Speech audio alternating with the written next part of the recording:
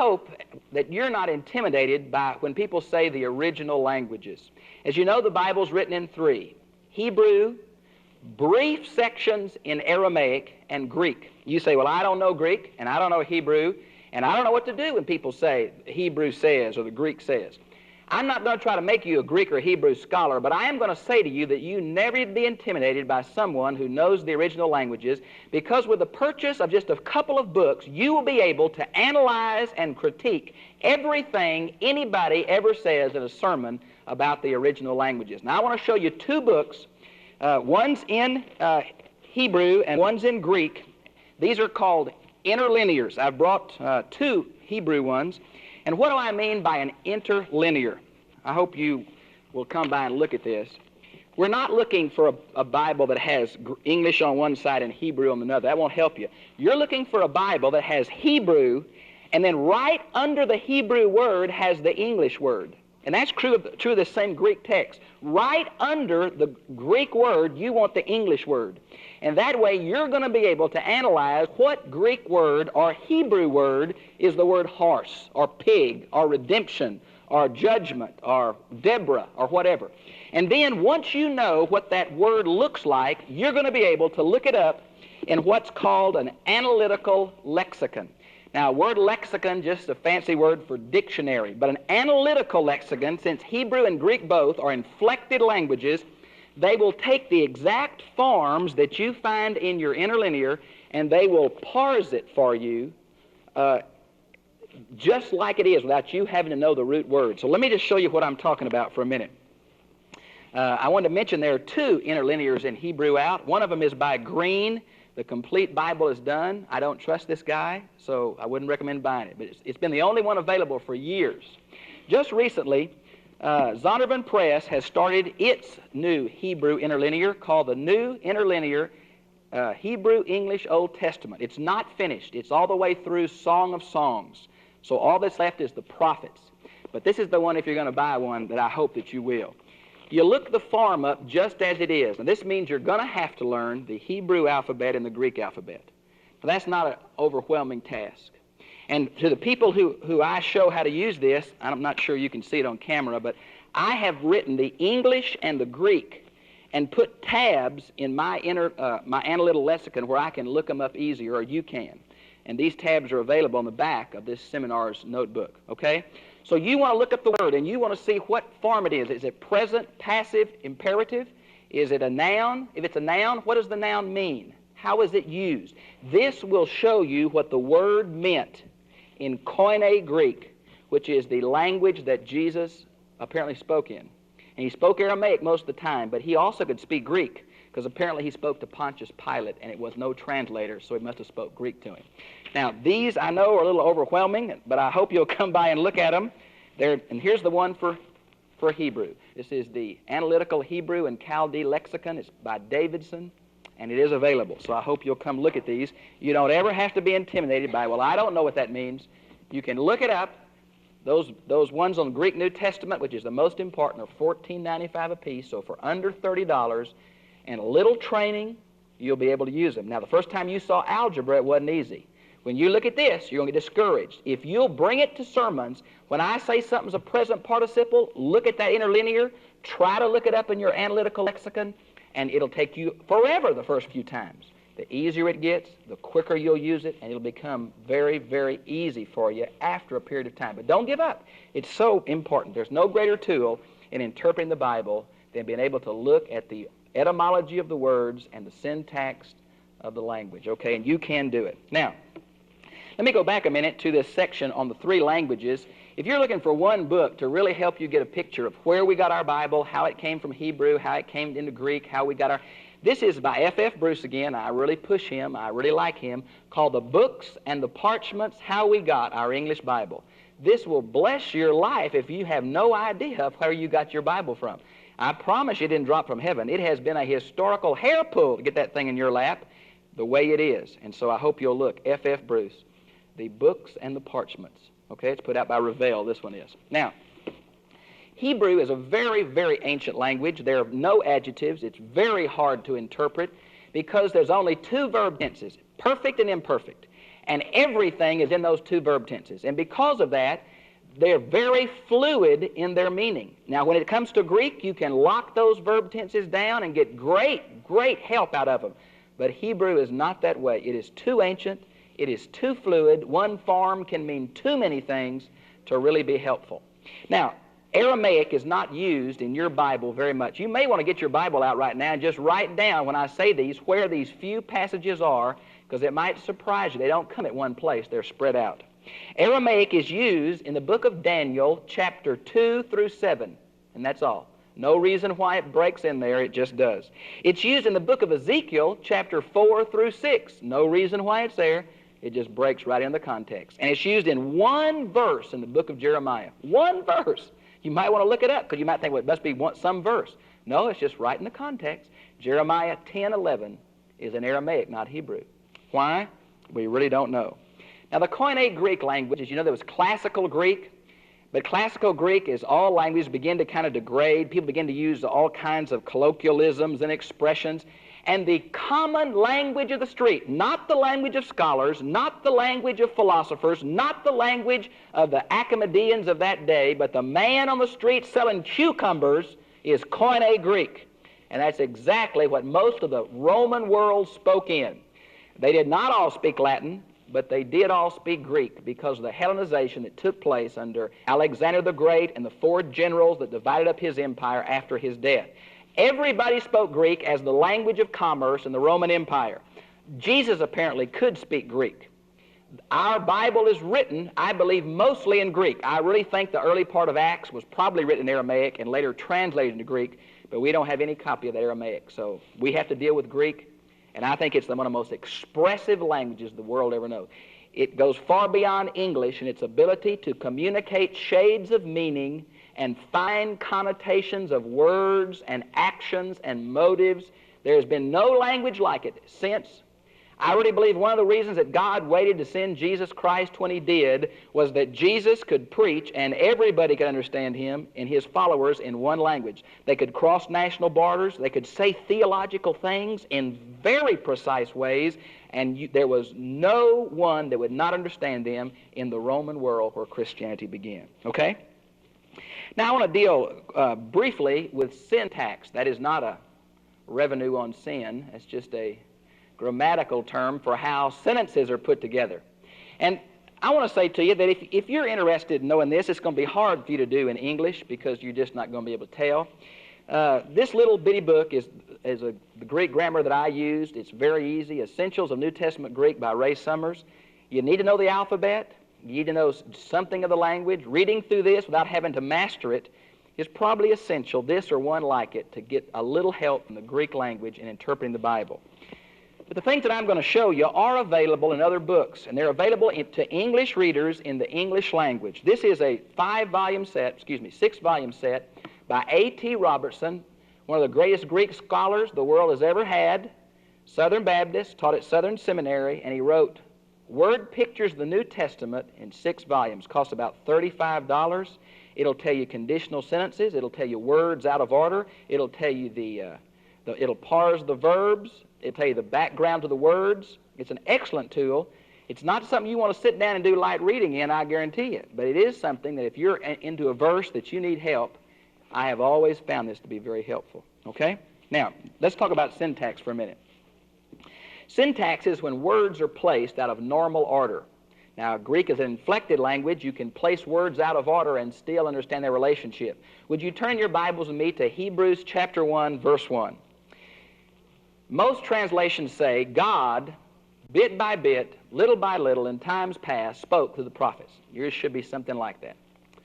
God, in times past, little by little, bit by bit, spoke to the prophets. Now, there's only one problem with that. God is not first in the Greek sentence. Bit by bit and little by little is the two Greek words that are first. That means the emphasis of verse 1 of Hebrews is not that God did it. That's assumed. But how God did it is the major thrust of Hebrews 1 through 4. And unless you know that thing's out of order, it's out of normal sentence order, and you will not see the essence there unless your translation happens to translate it very literally, and most modern ones don't. They put God first. Another. Greek verbs, because they're inflected, include the pronoun subject. If you add the pronoun, it adds emphasis. Many times Jesus would say, English just says, I do something, but the Greek there would say, I myself do this for you. You catch the emphasis there? And that's just, you can know that by using your analytical and just a few of these tools. I know this sounds new and weird. You don't need a PhD in Greek. You just need a desire and a few reference books and a little bit of instruction, and you can start, and it'll pay off. It'll be a blessing. Now I want to talk about conditional sentences. This little green book will tell you about conditional sentences. These little 3-volume set called Word Studies in the Greek New Testament by Weiss will tell you about conditional sentences. There are 4 conditional sentences in Greek: 1, 2, 3, and 4. Number 1 is assumed to be true and should be translated since for English readers. Second speaks of potential action. Third, potential action. Fourth, farthest removed from possibility. So we're moving from that which is certain to that which is very, very uncertain, with potential action being in the middle. Now I want to show you why this is so very important. If you'll turn to Matthew chapter 4, verse 3, you'll see where Jesus is tempted by the evil one. Satan says to Jesus, if you are the Son of God, turn these stones into bread. Now, when I read that, it seems to me that Satan is doubting that Jesus is really the Messiah, and he's saying, ha ha, prove it by turning these stones into bread. That is not at all what that means. Satan is saying, since you are the Messiah, first-class conditional, since you are the Messiah, why don't you win the world by turning these stones into bread and feed yourself and them too? That's the implication of that. And that changes that whole understanding. Every one of those temptations is related to how Jesus will use his messianic powers to win the world. There's no doubt in Satan's mind who it is he's tempting, who it is he's confronting. I'll give you another one. There are many of these. Romans chapter 8, verse 31. If God be for you, who can be against you? And there are days when I don't think God is for me because I've sinned, or I've done something inappropriate, or I haven't acted right, or I haven't done what he told me to do, or I haven't given enough for church, or I haven't prayed enough. And I wonder, is God for me? Have I done something that he won't be for me? That verse is not saying God might be for you. That is a first-class conditional. Since God is for you, who can be against you? Hallelujah. I want to tell you, that verse will light that whole passage up. It's first-class conditional, since God is for you. Now let's talk about prepositions quickly. There are many in the Greek New Testament. They are in these grammars. They mean many things. They're very hard to pin down. Let me give you a couple of places I think it's significant. Romans chapter 8, verse 32, where it said, Jesus died for all. That word for is the Greek word huper. And it means on behalf of or instead of. It's almost equal to the Greek preposition anti. And so here we have the substitutionary atonement of Christ spelled out in the prepositions that Paul used to describe Jesus' death on our behalf. I'll use one more. Turn quickly to Ephesians chapter 2, verses 5 and 6. There's a little preposition known as soon, S-U-N. It means together with. And when it's put on the front of nouns, it means joint participation with. There are 3 nouns in Ephesians 2, 5 through 6, that Jesus himself participates in what we're doing. Now, I'm not going to tell you which those are. I want you to look them up and see if you can find those 3 in there. If you can't find them, this Interlinear will tell you right quick if you just know the Greek alphabet. Soon, together with. Now, let me move on to what I think is the most crucial aspect that is going to be the most helpful to you in understanding the Bible, and that is Greek verb tenses. Now, I'm going to give you a definition here. In this seminar, all of you are members of my church, most of you. I've given you these before. I'll give them to you again. And that's this sheet of the definition of Greek terms. This is the key to understanding what you got when you know you got a perfect passive participle or an aorist middle imperative. If you don't have the definition, those things don't mean anything. But if you have those definitions, the Bible begins to sparkle with the truth of God. Let me show you if I can. Number 1, present tense verbs. In English, present tense means here and now. In Greek, present tense means continual, habitual action. If you look at 1 John chapter 3, verses 6 and 9, Especially in King James, you'll see the problem that comes in some translations. Anyone who sins is not of God.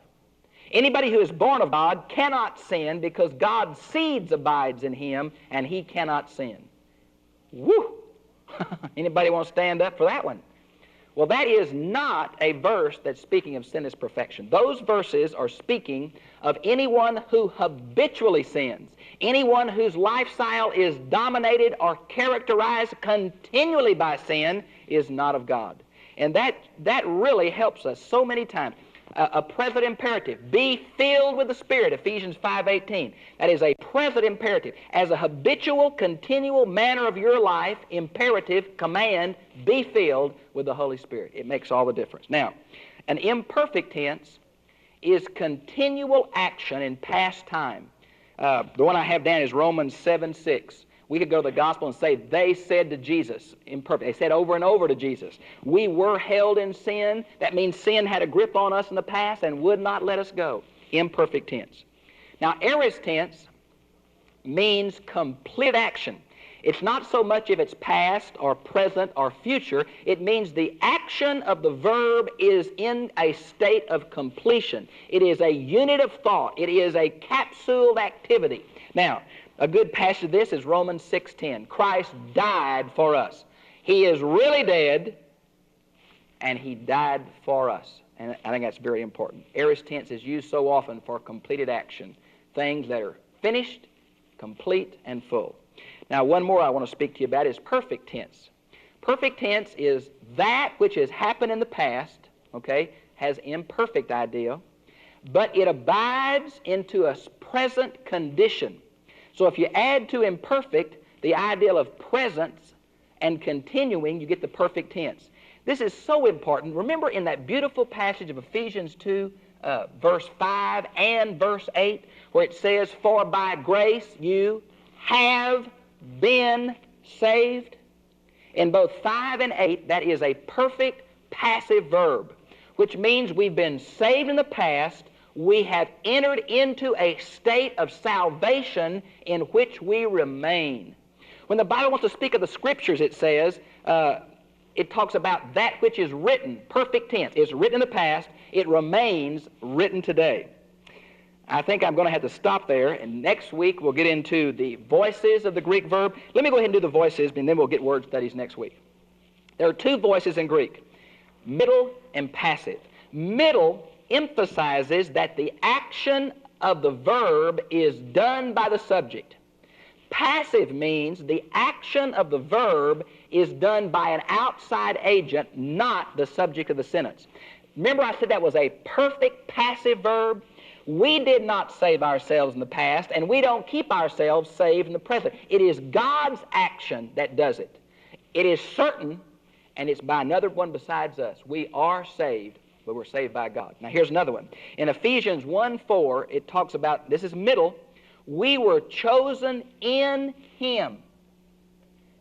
That means that God Himself chose us in Christ. And it's an aorist tense, which means the idea of once and for all, God chose us. Do you catch the emphasis of those verbs that make theology come to life?